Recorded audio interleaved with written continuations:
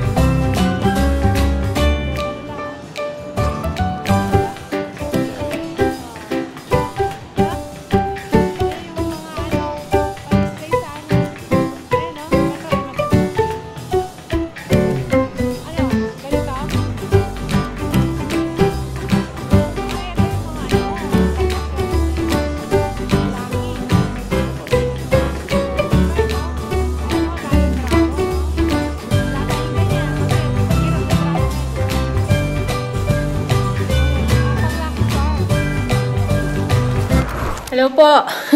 Hello po. Ayan, nakauwi na kami. Sobrang init sa labas. Pero kahit na cloudy siya, sobrang init. Humid. Naglalakad kami kanina ni Mr. dun sa may market, sa Market City. Ala, ang init. So, papakita ko yung mga napamili namin. Ito. Yung pala, yung lemongrass. Ayan. Binili ni Mr. So, dadagdagan namin yung lemongrass namin. Kasi yung isang tinanim ko, parang hindi siya mabubuhay dahil nga sa sobrang init. Hindi siya, tumuloy. Nalanta. Tapos, bumili rin akong nakakita ako ng malunggay. So, wakas. Tuwan-tuwa ako. Sana mapabuhay ko siya. Ayan. Ang liit lang, no? $10. Isang isang paso. Ayan. Ito nga natin dito. Ayan. Ayan o. So, dalawa yan. $20. Tapos, nakakita rin kami ng talbos ng kamote sa wakas. Itatanim ko yung mga paghihimay natin. Mura lang. 3 tali, $5. So, 3 ganito. $5 lang siya. So, diba? Mura. Ito pa yung gulay na napamili namin. Ang sarap mamili dun. Nakakatuwa. Ngayon na kasi namili lang Sunday dun eh. Tapos may okra. Tapos ito. Luya. Tsaka bawang. Mura lang. Ito. Puso ng saging. Gigisa natin. Igagata natin. Tapos nakabili rin kami ng kangkong. Una namin nabili tong kangkong bago pa yung yung talbos ng kamote. Pero gagamitin ko to sa chow pan natin. Ayan. Tsaka magluluto ako sinigang ngayon. Pero yung talbos ang lalagay natin. Talbos ng kamote. Ito pa dalawa. Ito $2 lang. Mura. $2 lang ang isang tali ng kangkong. Dalawa yung binili ni Mr. Tapos ito, kumuha rin si Mr. nito, 2 ampalaya, mura lang din yan. Tapos, nakakita ako ng, yung mga favorite ko pa namang mga gulay, ang nakita ko doon. Kaya tuwang-tuwa ako. Ayan o, kung saan ko pinaglihi si panganay. Hagod ng malunggay, ayan o, yung bunga niya. O diba, akalain ko bang makakita ako doon. Tapos, may sitaw rin. Ayan. Dami natin gulay ngayon. Sitaw. O, diba? Nakakatuwa talagang mamili doon. Pag babalik kami ni Mr. doon. Kasi doon na lang ako bibili ng mga halaman. Dahil mura lang yung mga halaman doon. Ang dami pa. Yung mga gusto kong bilhin na ilagay doon sa garden. Kasi may papalitan kami doon sa garden. Dahil nga, yung iba na tuyo. So, yung mga tinanim dati nung nung gumawa doon sa garden natin. Hindi ko pa napapalitan yung iba. So, ito, namili rin kami ng karne. Doon ako namili. Doon sa may store doon. Ayan, sa karnihan. Sa meat shop. Ito, soft bones. Pork soft bones. Ay, tama ba? Oo. Ayan, tapos ito pa. Ay, hindi, buto-buto pala to. Ito yung pork bones, yung na buto-buto. Ito naman yung pork soft bones. Ayan. Parang naman buto-buto, pero mas malaman yung isa. Tapos ito, mix chicken. Mix na siya. Ang mura lang. $2 lang ata yun per kilo. Tapos ito, chicken feet. So ito, lahat ng binayaran ko na yan, lang yan? $29. O diba? Nakamura na talaga ako. So yun yung mga napamili natin. O, ayan. Magulay tayo ngayon. Tapos yung halaman ko. So, yan yung Sunday na ganap natin. So, ayan, magluluto muna ako. After namin magsimba, namili lang kami doon sa may Market City. First time namin mamili ng Sunday. Kasi usually, pumunta kami doon Saturday. Kaya lang, walang mga halaman na ganyan pag Saturday. Puro lang, prutas, gulay, yun ang tinda nila. Tapos, kanina nga, ngayon Sunday, tinaray namin. Ang dami palang halaman na pwedeng bilhin doon. Mas mahal sa Bunnings kasi eh. Kaya, kumpara doon, mas makakamura na ako. Kasi may mga $15 lang, $10, ganon. So, yun. Sabi ni Mr. pag gusto kong bumili ng mga halaman, doon na lang kami pupunta every Sunday. So, yan. Luto muna ako ng aming pananghalian. Tapusin na natin yung vlog natin. So, maraming salamat. Kita-kita na lang tayo sa masusunod naming video. See ya! Have a blessed Sunday!